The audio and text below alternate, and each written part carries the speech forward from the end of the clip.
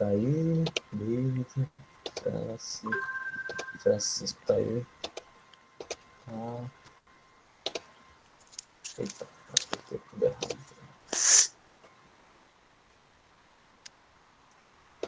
Gilcinho tá aí.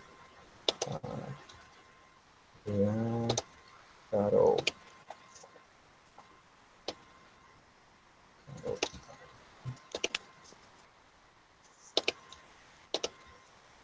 Matheus. Faltou.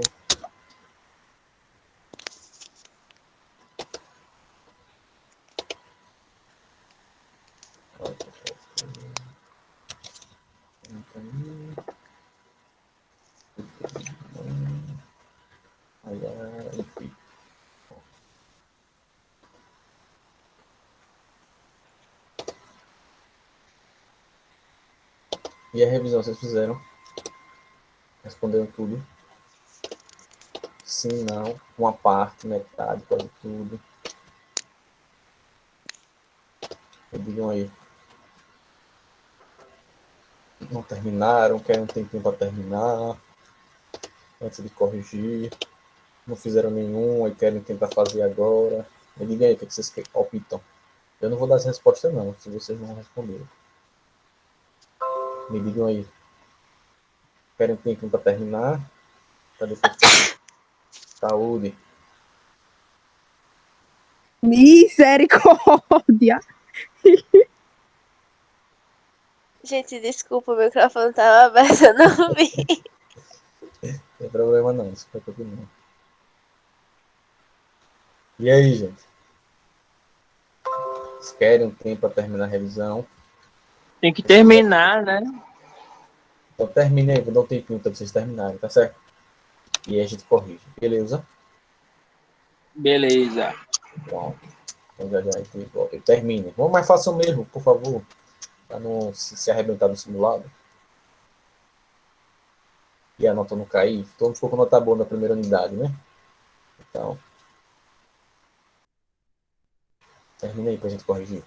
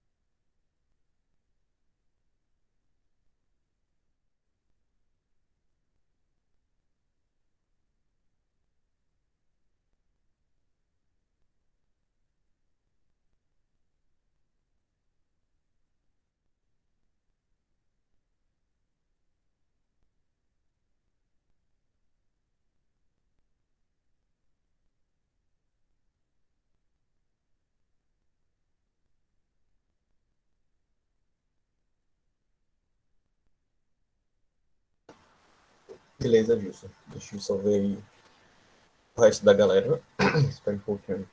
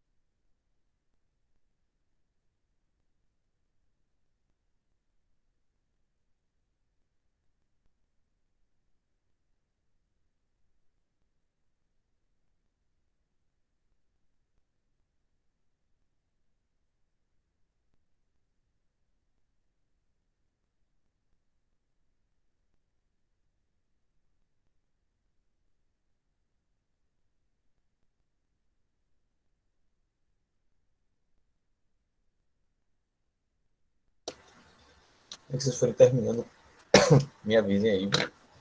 Isso já terminou, viu? A gente corrigir.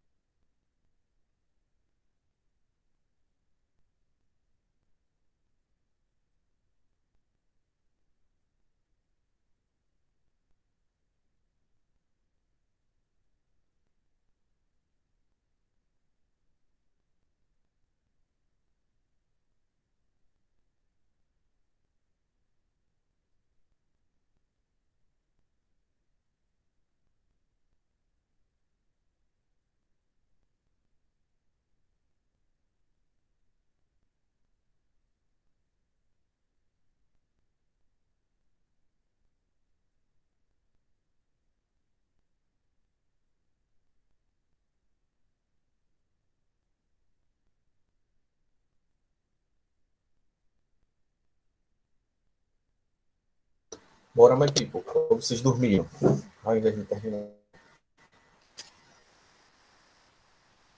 Hein?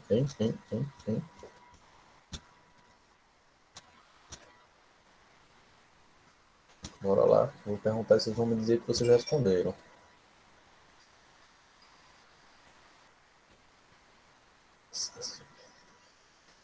Pode ser? Cadê vocês? Vivos?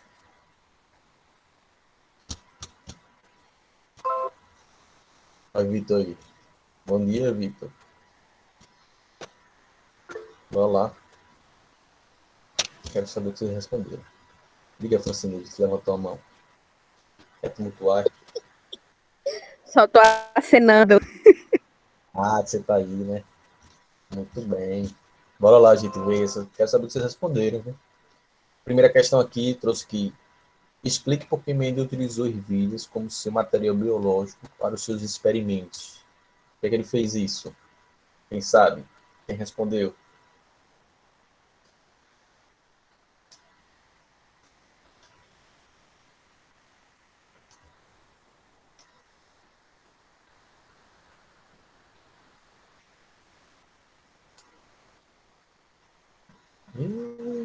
Que beleza. Eu não vou dar as respostas, não.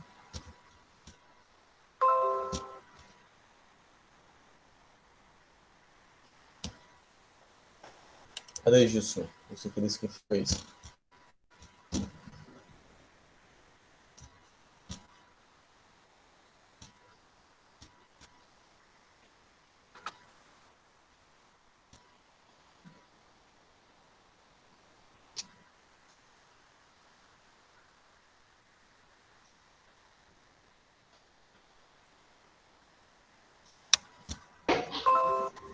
Porque a ervilha produz muita semente, né? Aí pode analisar mais fácil, o cultivo é menos demorado do que a maioria, né? É mais Isso. fácil para analisar. Beleza. E o que mais? Lembra mais não, não? Ah, então as coisas que o Vitor falou. Elas geram muitas sementes por produção. O cultivo delas era mais simples, que elas tinham um ciclo de vida rápido, né? Ou seja, elas rapidamente cresciam e ficavam em idade reprodutiva. Elas eram plantas hermafroditas, o que facilitava a autofecundação para a produção de plantas puras. As ervilhas tinham um porte pequeno, né? Elas eram pequenas, você conseguiu cultivar várias em um espaço pequeno, um espaço menor. Elas tinham características marcantes, ou seja, que você observava ela e conseguia distinguir as variantes. Né? Eram plantinhas que geravam híbridos férteis, né? Ou seja, você pegava duas variantes diferentes, reproduziam elas, faziam o cruzamento entre elas. Os descendentes delas eram férteis, conseguiam continuar se reproduzindo. Então tem essa série de características aí, certo? Tudo bem. Na segunda questão, qual é a diferença, né? O que eram as plantas puras e as plantas híbridas, de acordo com Mendel. O que ele chamava de plantas puras e o que ele chamava de plantas híbridas? Quem fez essa? Me ajuda vocês.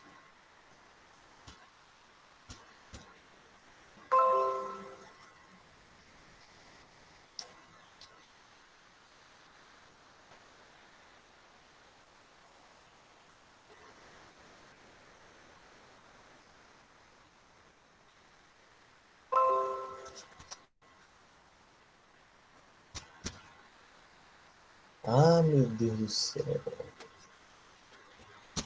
Tá difícil hoje vocês, hein? Ninguém. Eu vou dar as respostas e vou desligar.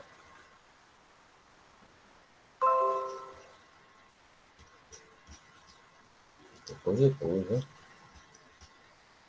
O que eram as plantas puras? Para Mendel, eram aquelas plantas que, toda vez que elas se reproduziam, elas só geravam descendentes com as características idênticas a eles, né? A ela, né? Ou seja, as características Ou seja, uma planta de semente amarela sempre produzia descendentes de semente amarela. Então, eles chamavam de plantas puras, para as suas características, aquelas plantas que sempre que se reproduziam, elas geravam características idênticas, né? Ou seja, não surgiam características de uma variante. Né? E as plantas híbridas eram justamente aquelas plantas que eram fruto da fecundação, do cruzamento entre duas plantas puras diferentes. Né? Você pegar duas plantas puras com características diferentes, com diferentes suas características, quando você fazia esse cruzamento, essas duas variantes de plantas puras, os descendentes eram chamados de híbridos. Híbridos por quê? Porque eles eram fruto do cruzamento entre plantas que tinham características diferentes. Né? Então, quando ele cruzava lá uma planta grande com uma planta anã, cada uma delas pura para suas características, quando eles cruzavam essa anã com essa planta normal, né, grande, e a anã, quando ele realizava esse cruzamento, os descendentes eram híbridos porque eles eram frutos do cruzamento entre plantas que tinham variedades diferentes. Né? Então, a planta da semente amarela com a semente verde pura. Quando cruzava entre elas, os híbridos eram frutos. Então, híbridos são frutos de cruzamento entre plantas, entre organismos, né? Que têm características puras diferentes. Né? Então, planta grande e planta pequena, planta semente verde e semente amarela, planta semente rugosa e semente lisa. Você pegar duas puras diferentes para uma característica, cruzava elas, o fruto desse cruzamento são as plantas híbridas, né? Que depois foi se entender que essas plantas puras são aquelas plantas homozigotas, né, para os seus alelos, e as plantas híbridas são as plantas que são heterozigotas para os seus alelos, ou seja, tem um par de cada alelo, certo? Então, de acordo com Mendel, o que são os traços dominantes e recessivos? Os traços dominantes são aqueles em que o traço dominante é aquele que a planta tem um fator, né, que subjuga o outro alelo, né? Então, esqueci a palavra, né? Os traços dominantes são aqueles que são frutos de... então, toda característica ela vai ser determinada por um par de alelos, né? E os traços dominantes vão ser aqueles que vão ser determinados toda vez em que os alelos que determinam aquela característica, eles se expressem, basta se expressar e aparecer, né, no genótipo do indivíduo ainda não vou usar a palavra genótipo, né? Mas em doses simples, né? Ou seja, você tem um alelo que determina o fator, e se ele se expressa em doses simples, ele é um fator que vai determinar um traço dominante, né? E os traços recessivos não, eles são fatores que só se expressam em dose dupla, ou seja, você precisa ter os dois alelos para aquela característica, para aquele fator, aquele traço se expressar no indivíduo, né? Então, os alelos dominantes, eles silenciam os outros, né? Eles fazem com que os outros alelos entrem em recesso, né? Por isso que a gente chama de alelos recessivos, que eles entram em recesso vou botar aqui, na presença de um dominante, né? E o dominante ele vai expressar o seu traço na presença de um único alelo, ou seja, em uma dose simples. Voltou agora, né? Em uma dose simples. Então, essa é a diferença entre dominante e recessivo, né? Que a gente viu lá no caso do Mendel das sementes, né? Ele observava que a semente amarela, ela tinha fatores, eram determinados por fatores dominantes, e a semente de cor verde era determinada por fatores recessivos, né? Então, tanto quando realizava um cruzamento entre uma planta pura amarela com a planta pura de semente verde, os híbridos todos eram amarelos, né? Porque os híbridos são heterozigotos, tem um alelo para dominante e um alelo para recessivo, e elas expressavam a característica dominante justamente por causa desse fator de dominância, né? Ou seja, bastava ter um alelo dominante para a característica, para o traço se expressar. Então, seria basicamente isso, certo? A quarta questão aqui, por que o trabalho de Mendel inovou? Qual foi a inovação em relação aos seus antecessores? Então, quando a gente estudou um pouquinho sobre a história da hereditariedade, a gente viu que a hereditariedade ela é estudada desde a Grécia Antiga, né? E a gente viu todas aquelas histórias, né?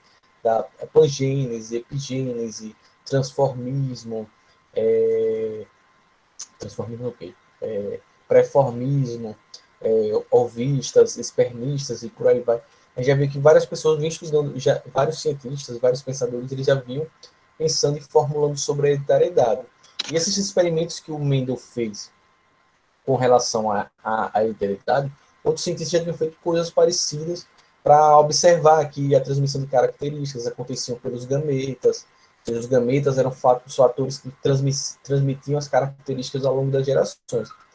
O grande salto que o Mendel deu com sua contribuição foi justamente na quantificação, ou seja, ele conseguiu, a partir da quantificação, ou seja, a partir de colocar essas heranças de características em números, isso possibilitou que ele conseguisse perceber que existe um padrão de herança de características. Ou seja, ele conseguiu quantificar essa herança, então ele conseguiu perceber e formular que existia uma regra dessa herança de características e que existia uma proporção e uma probabilidade dos indivíduos herdarem características a partir disso. Então, o grande salto que ele deu foi de quantificar, ou seja, de colocar em números, de perceber que existia essa regra natural e que você poderia prever numericamente quais eram as possibilidades e probabilidades daquele conjunto de descendentes herdarem uma determinada característica ou herdarem um outro tipo de característica, ou seja, expressarem um outro tipo de característica. Então, o grande salto que ele deu de qualidade foi isso, foi em quantificar os padrões de herança de características, ou seja, conseguir quantificar a hereditariedade, ou seja, perceber que existe um padrão na herança de características e a partir daí você poderia prever daquelas descendências quais seriam a proporção, ou seja, as probabilidades de uma quantidade de indivíduos herdarem uma característica ou herdarem outro tipo de característica. Né? Então, isso foi o grande salto de qualidade que o Mendel deu com sua contribuição em relação aos seus antecessores. Né? Que até na época que ele propôs tudo isso, ele acabou... o pessoal não entendeu muito o trabalho dele, né? E só foi muitos anos depois que, quando resgataram os trabalhos dele, foram que perceber que essa contribuição dele foi muito importante, né? Coisa de lá quase 30 anos depois, ou mais, né? Mais ou menos 50 anos depois. Quinta questão. Qual é a primeira lei de Mendel? E aí, quem vai me responder essa? Já respondi duas. Qual foi a primeira lei de Mendel? Quem me disse?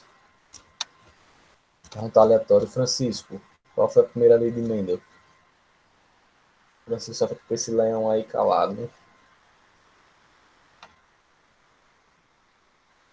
Ninguém. Jean. E aí, Jean? Ou tá me enganando também?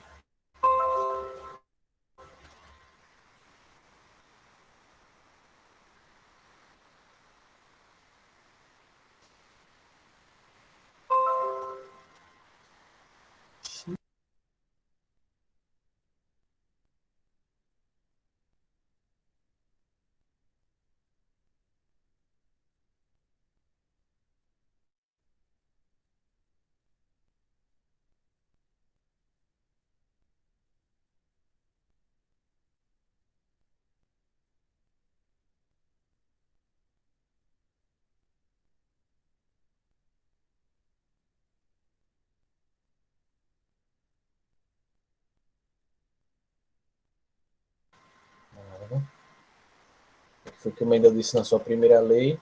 Os fatores, as características dos indivíduos são determinadas por pares de fatores. Esses fatores a gente hoje em dia conhece como gêneros, né? Mas na época dele não existia isso. Que se segregam, ou seja, se separam na formação dos gametas e são herdados em igual proporção, ou seja, a partir dos gametas dos pais e dos gametas e do gameta da mãe. Tá? Então, as características dos indivíduos são determinadas por pares de fatores que se separam na formação dos gametas e são herdados em igual proporção, do gameta do pai e do gameta da mãe. Isso é o resuminho da primeira lei de Mendel, certo?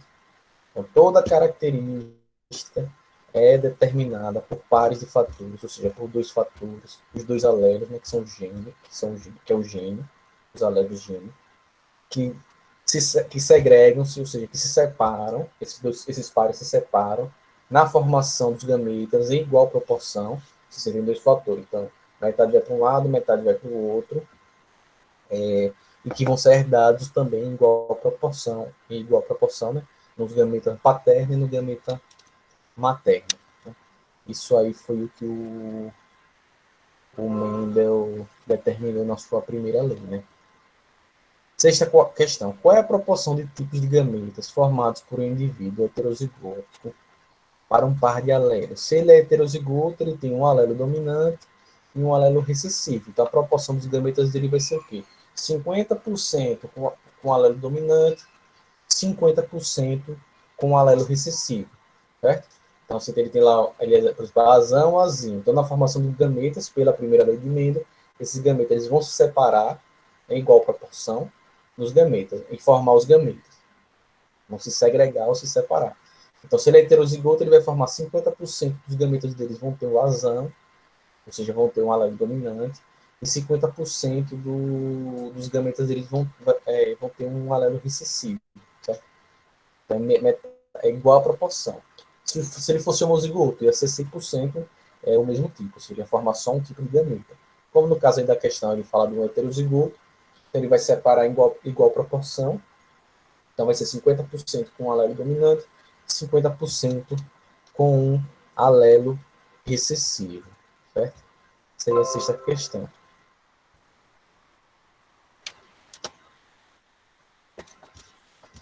Na sétima, conceitue, você deu o conceito de genótipo e do fenótipo. Né? O genótipo ele se refere à carga genética, ou seja, aos genes, certo? Que vão determinar alguma função, alguma característica. Então, o genótipo ele se refere aos alelos, né? Ou seja, aquilo que está escrito no material genético que determina o surgimento de uma característica no indivíduo ou de uma função no corpo do indivíduo, certo? Isso é o genótipo, ou seja, você se refere ao genótipo, você está se referindo aos genes, aos alelos, aquilo que está gravado no material genético. O fenótipo é a expressão desse genótipo, ou seja, a expressão desses genes no indivíduo, ou seja, o fenótipo é a expressão das características determinadas pelo genótipo. Mas os fenótipos, eles podem ser, mas eles não são sempre 100% aquilo que determina o genótipo, né?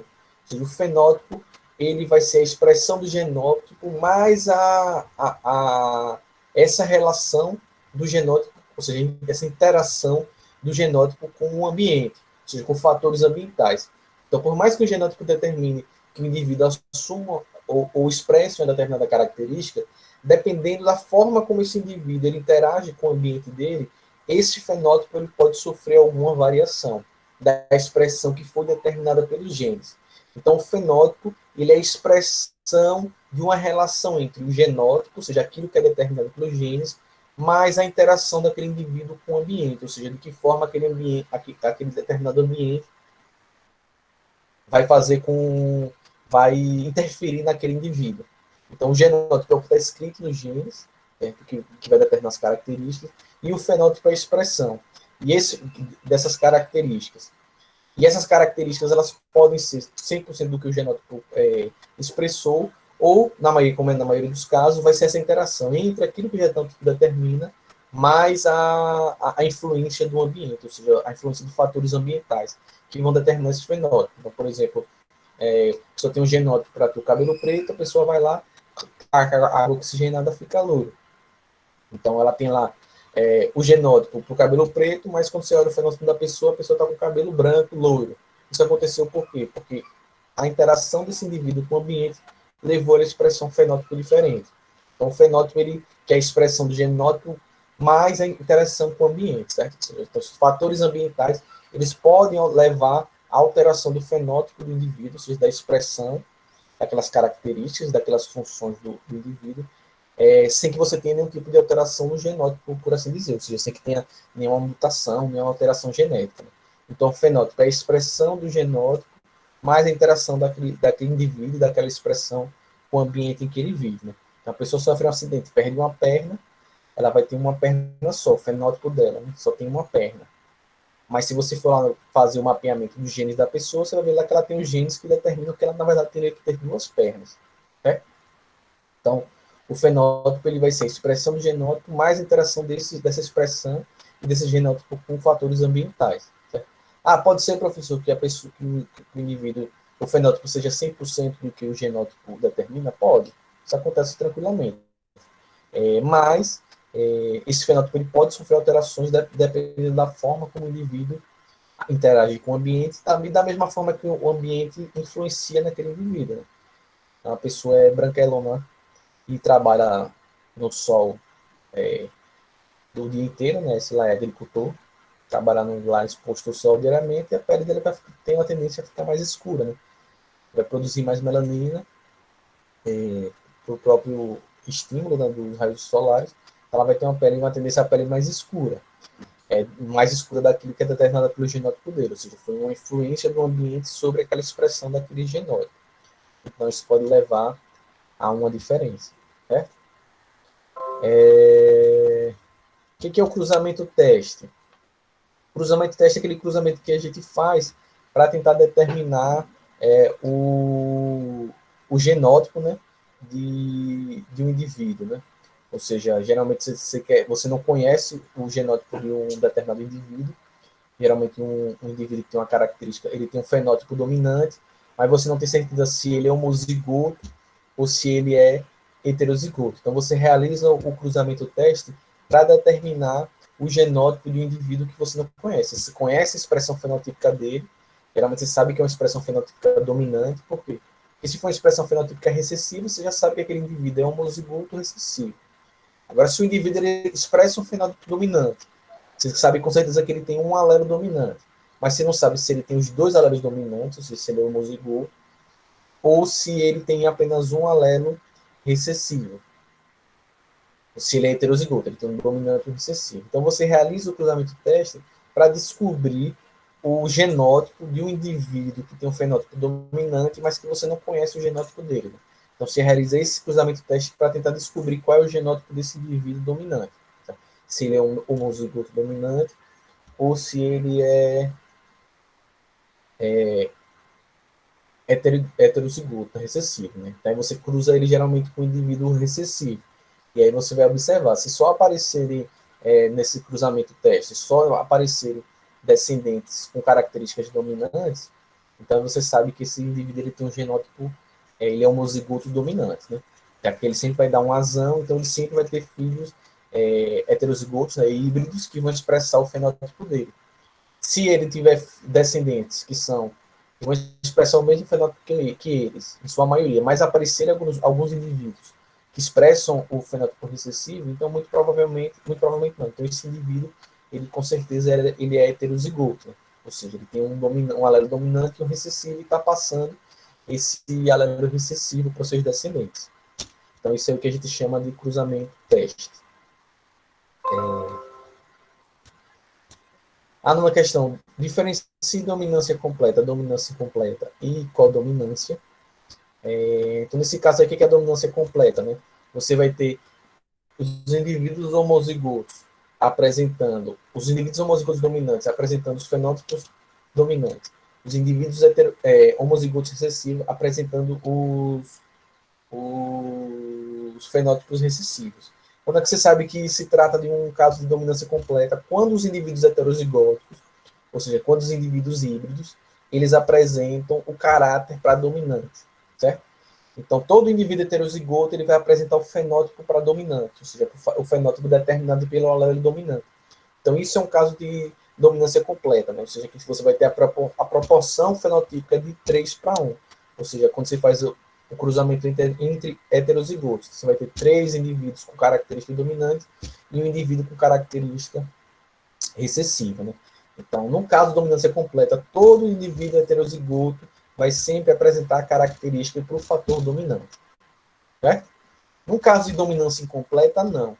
Os indivíduos híbridos, ou seja, os indivíduos heterozigotos, eles vão apresentar uma característica intermediária entre os fatores dominantes e entre o fator recessivo.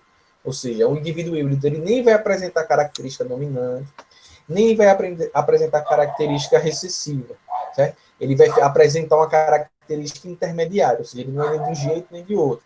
É aquele caso da coloração das plantas da flor maravilha, né? Os dominantes têm a cor vermelha, produzem a pigmentação para vermelho, os recessivos não produzem a pigmentação e são brancos, né? E os indivíduos híbridos, os heterozigotos, eles não conseguem produzir a quantidade, ou seja, um alelo não consegue fazer com que eles produzam a quantidade de pigmento para ficar vermelho, nem eles não produzem pigmentos para ficar branco. Eles ficam intermediários, ou seja, eles ficam na cor rosa, né? Eles não têm pigmentação suficiente para ficar vermelho, nem tem ausência de pigmentação para ficar branco. Então, esse é um caso de dominância incompleta, certo? Os indivíduos heterozigotos, eles vão apresentar uma característica intermediária entre um indivíduo homozigoto recessivo e entre um indivíduo homozigoto dominante, né? Então, num cruzamento entre híbridos, você sempre vai encontrar a proporção fenotípica de um indivíduo com caráter dominante, dois indivíduos com caráter intermediário e um outro indivíduo com caráter recessivo. Então, você vai ter 50% de indivíduos com características intermediárias, 25% dominante e 25% recessivo. Então, a proporção fenotípica, ou seja, a proporção dos fenótipos vai ser de 1 para 2 para 1. Certo? Um com caráter dominante, dois com caráter intermediário e um com caráter recessivo. Essa é a dominância incompleta, ou seja, os heterozigotos eles vão expressar a característica intermediária, ou seja, eles não vão nem expressar a característica recessiva, nem expressar a característica daquilo que seria o alelo dominante. Ou seja, não existe dominância, não existe uma relação de dominância nesse caso. Um alelo não silencia o outro. Certo? Nesse caso aí você vai gerar características intermediárias. E o caso da codominância é o caso em que os indivíduos híbridos, ou seja, os indivíduos heterozigotos, eles vão apresentar ambas as características, ou seja, ele vai apresentar uma combinação das características dos homozigotos. Então, você vai ter um homozigoto que determina uma característica, né? Aqui que seria, entre aspas, o homozigoto dominante, e o homozigoto recessivo, que apresentaria uma outra característica. E os indivíduos heterozigotos, ou seja, que tem um alelo de cada tipo, eles vão apresentar a combinação dessas duas expressões fenotípicas dos homozigotos, né? Ou seja, ele expressa as duas características. Então, no caso que tinha lá dos bovinozinhos, né? Você tem o bovino vermelho, né? Avermelhado, e o bovinozinho branco, né? E aí, quando você fazia o cruzamento entre eles, os indivíduos heterozigotos, ou seja, os indivíduos híbridos, eles nasciam com as características mescladas, né? Ou eles nasciam vermelhos com manchas brancas, ou eles nasciam brancos com manchas vermelhas, né? Eles que é um indivíduo malhado, né? Não malhado de academia, malhado da mesclagem de suas características. Então, na codominância, os indivíduos híbridos vão apresentar as duas características que são determinadas pelos os tipos de alelo, né? Então, dominância completa, os heterozigóticos apresentam a característica determinada pelo alelo dominante. A dominância incompleta, os indivíduos híbridos, eles não apresentam nenhuma característica nem a outra, eles ficam em uma característica intermediária entre as características dos dois homozigotos, né? E a codominância, ele apresenta o indivíduo heterozigoto, ele apresenta as duas características. Ele aparece com as duas características combinadas, certo? Então, essas aí são as relações de dominância completa, dominância incompleta e codominância. Na 10ª questão, pergunta aqui o que é pleiotropia. A pleiotropia é quando o indivíduo tem um par de alelos do indivíduo, determina uma série de características diferentes, certo? Então, isso é um caso que a gente chama de gene pleiotrópico. Você tem um par de alelos, um gene, e ele não vai determinar uma única característica, ele vai determinar várias características. Então, por exemplo, você tem um par de alelos que determina, é só um exemplo, gente. Você tem um par de alelos, por exemplo, que determina cor da pele, cor da pele, tipo do cabelo, outra coisa que não tem nada a ver, formação da pleura do pulmão, formação das artérias. Então, você tem um par de alelos, um gene que determina 4 características diferentes. Né? Então, isso ele diz que é um gene pleiotrópico, ou seja, você tem um par de alelos, um gene, e ele determina várias características diferentes. Não confundir as características com as variações das características. Né? Por exemplo, estava falando agora da cor da flor. Né? A característica é a cor da flor. E aí você pode ter lá na dominância incompleta flor vermelha, flor vermelha, flor branca e flor rosa. Esses tipos das cores não são características diferentes, são expressões diferentes da mesma característica. A característica é cor da flor, e ela tem essas 3 expressões diferentes. Não é que aquele alelo ele determina 3 características diferentes. Vermelho, rosa e branco são variações de uma característica, que é a cor da flor. Então, não confundir as expressões da característica com os tipos de características, certo? Então, um gene pleiotrópico ele é um par de alelos que vai determinar várias características diferentes, certo? Então, você vai ter lá um par de alelos e ele vai determinar, por exemplo, se fosse numa planta, você tem um par de alelos que determina cor da flor, formação do fruto, desenvolvimento de espinhos. Pronto, aí seria um gene pleiotrópico, que está determinando 3 características diferentes, né? A cor da flor, o tipo de frutificação e a formação dos espinhos. Essas são 3 características diferentes. E essas características elas vão ter suas variações fenotípicas. Né? Então, um gene pleiotrópico é esse. Ele vai ter um par de alelos, um gene, e vai determinar uma série de características diferentes. Em muitos dos casos, os genes eles são pleiotrópicos. Né? Muitos dos nossos genes são pleiotrópicos. Você tem um par de alelos, um gene, que determina várias características diferentes do nosso corpo. Né? Mas a fins didáticos, para a gente estudar, é mais fácil a gente estudar, considerar os genes não pleiotrópicos, ou seja, pegar um gene para estudar uma característica. É mais fácil para a gente aprender do que você for estudar, pegar uma questão que vai tratar de uma herança de uma característica de um gene pleiotrópico. Né? Você pega várias características diferentes. Mas é muito comum os genes pleiotrópicos. Certo?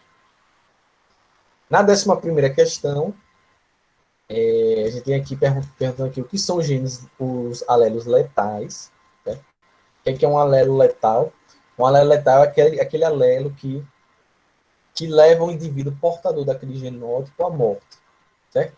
Então, o indivíduo que tem aquele alelo, ele vai morrer. Aí ele pode morrer nem se formar, nem chegar a nascer, né? Ou seja, o embrião nem se desenvolver, a pessoa sofreu um aborto natural e aquele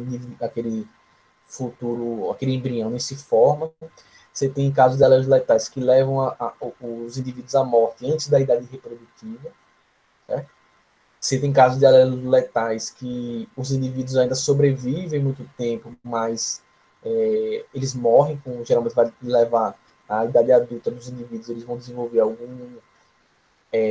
alguma doença degenerativa que leva a pessoa à morte, né? No caso da doença de Huntington, é assim, né? Seres humanos, o indivíduo lá, chegando aos 30 e tantos anos, a doença começa a se expressar, né? Uma doença degenerativa do sistema nervoso, e a pessoa vai e morre depois de um determinado tempo. Né? Então, os alelos letais são aqueles alelos que levam o indivíduo à morte por possuir aquele alelo. E os alelos eles podem ser letais, eles podem ser dominantes, eles podem ser recessivos. Assim. Ou seja, se o indivíduo pode ter um alelo letal que só se expressa se o indivíduo for homozigoto, né? Aí no caso é alelo letal recessivo, e um alelo letal dominante, que o indivíduo basta ter uns alelos que ele pode morrer, né? Ou seja, ele leva o indivíduo à morte, basta ele ter uma dose simples de indivíduo morto. Né? Aí tem um caso da como é que chama? Endocroplastia, não lembro agora o nome dela, não. Que é uma que o indivíduo homozigoto não nasce, o heterozigoto, a pessoa nasce com nanismo, e o outro caso, o outro homozigoto, o indivíduo nasce normal. Esqueci o nome dessa expressão, dessa condição. Mas assim, um indivíduo homozigoto morre, o heterozigoto nasce com nanismo e o outro homozigoto nasce nasce normal, né? Nesse caso é um caso de alelo letal recessivo, né? Só que tem essa característica aí, que os heterozigotos eles nascem anões. No caso, por exemplo, da doença de Huntington, é um caso de alelo letal dominante. Né? O indivíduo ele basta ter um alelo que ele desenvolve a doença. Né? Só que ele só vai morrer mais para frente, na sua vida. Beleza? Tranquilo aí. Pronto. E as questões 12, 13, 14 e 15, eu não vou dizer a resposta para vocês, já que vocês estão aí calados. Certo? Quem quiser saber a resposta da 12, 13, 14 e 15, vai ter que me provar que fez. Aí vai ter que mandar por e-mail, responder e perguntar, professor, tá certo? Senão eu não vou dizer não, já que vocês ficaram em silêncio, fingindo de mortos.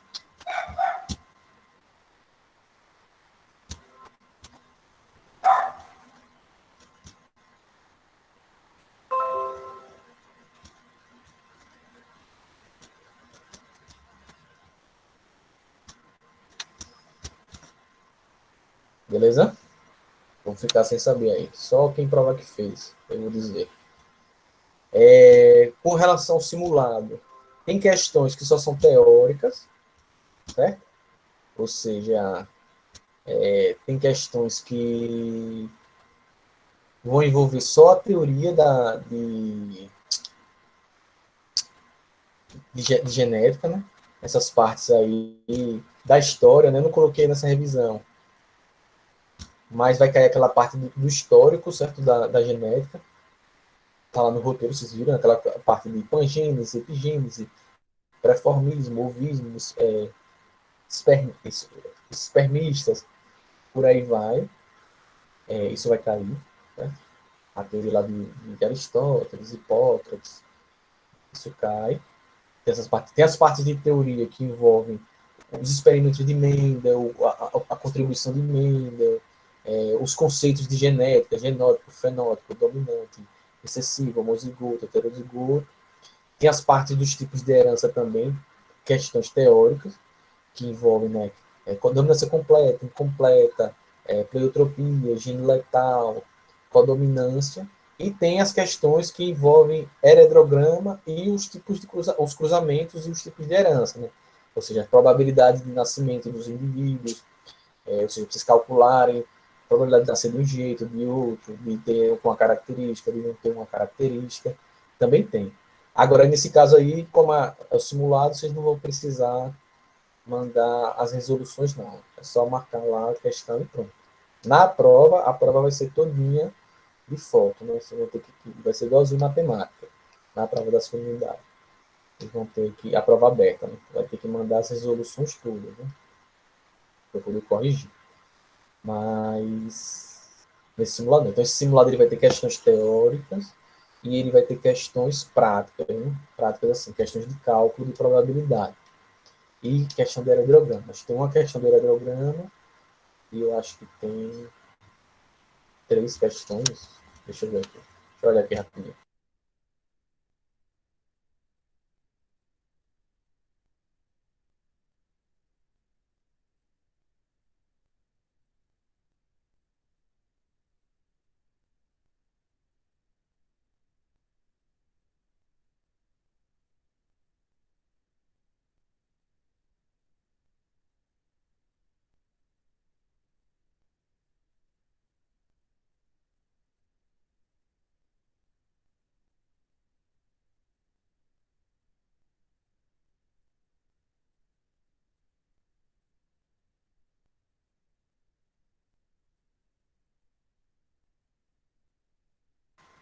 Para abrir aqui. O computador é manivela.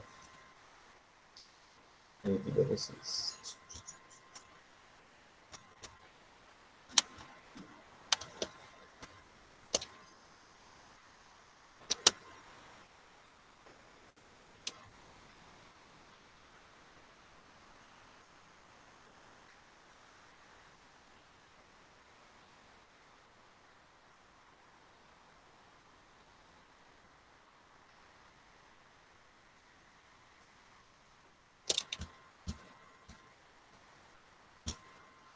É isso mesmo. Tem 3 questões de cruzamento para calcular as probabilidades e uma questão de aerograma, né? Então, 3 de cruzamentos, uma de aerograma e 6 questões teóricas de genética, né?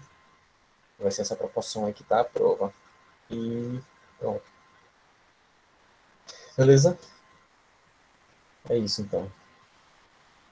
Relaxem mais um pouco aí. Até o próximo horário.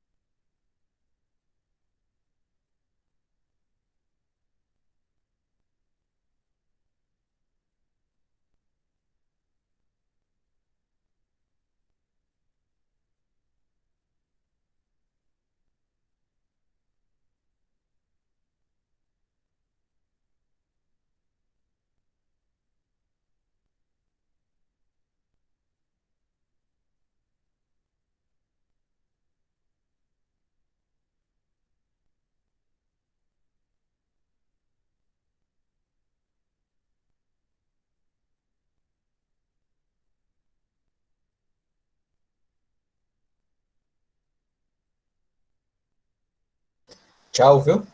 Não vou esquecer que vocês me deixaram falando sozinho, não.